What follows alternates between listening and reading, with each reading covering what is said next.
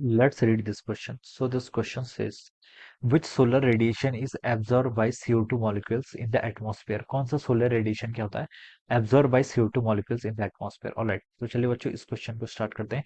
CO2 molecules देखिए यहाँ पर कौन सा रेडिएशन होता है, कौन सा रेडिएशन है, ठीक है, जिसको क्या कर लेते हैं, आपका एब्जॉर्ब कर लेते हैं एटमॉस्फेयर में. ये हमसे पूछा गया.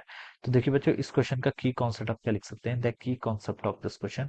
देखिए बच्चों एक्स रेज और गामा रेज होती है, इनकी क्या होती है, इनकी वेवलेंथ बहुत स्मॉल होती है. वेवलेंथ स्मॉल होती है तो इनके करस्पॉन्डिंग जो एनर्जी होती है वो क्या होती है, आपकी काफी लार्ज एनर्जी होती है, ठीक है. यूवी रेज देखिए क्या होती है आपकी, अल्ट्रावायलेट रेज. ये क्या होती है आपकी अल्ट्रावायलेट रेज, ठीक है. और फोर्थ क्या आपका इंफ्रारेड रेज, ठीक है.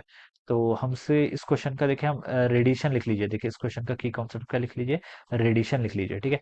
अब देखिए बच्चों जो आपका इंफ्रारेड रेज होती है, इंफ्रारेड रेज क्या होती है, देखिए इनकी वेवलेंथ क्या होती है, काफी लार्ज होती है. इनकी वेवलेंथ क्या होती है आपकी, काफी लार्ज होती है, ठीक है. जो आपका ऑर्डर होता है देखिए सबसे पहले क्या होता है, रेडियो वेव्स होती है, फिर माइक्रोवेव्स होती हैं, फिर आपका इंफ्रारेड वेव्स आते हैं, ठीक है. फिर आपका अल्ट्रावायलेट आता है, ठीक है. फिर ऐसे बढ़ते बढ़ते लास्ट में आपका एक्सरेज, गामा, उसके बाद आपका कॉस्मिक, ठीक है. ये इसका क्या है, this is our electromagnetic spectrum, ठीक है. तो जो आपकी इंफ्रारेड होती है इसकी वेवलेंथ क्या होती है आपकी, काफी लार्ज होती है, ठीक है. और एनर्जी क्या होती है, काफी स्मॉल होती है, ठीक है. ऐसे हम क्या कर सकते हैं, इसको समझ बता सकते हैं. Alright.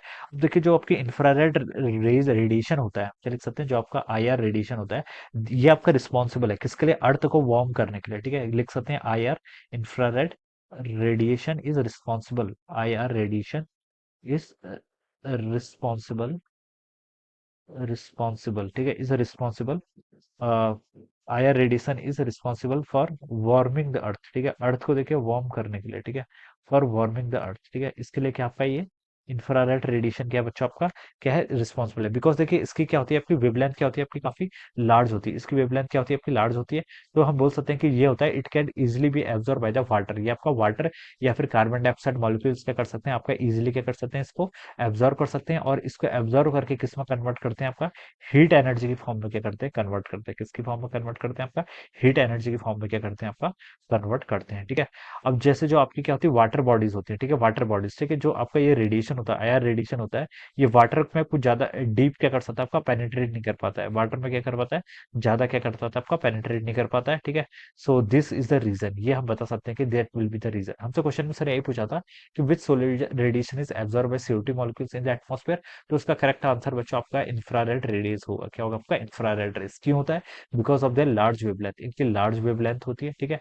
And this are responsible for the IR radiation, ठीक है. ये आपका इंफ्रारेड जो रेडिएशन होता है, ठीक है, ये क्या करता है आपका, ये आपका अर्थ को वार्म करने के लिए भी रिस्पॉन्सिबल होता है, ठीक है.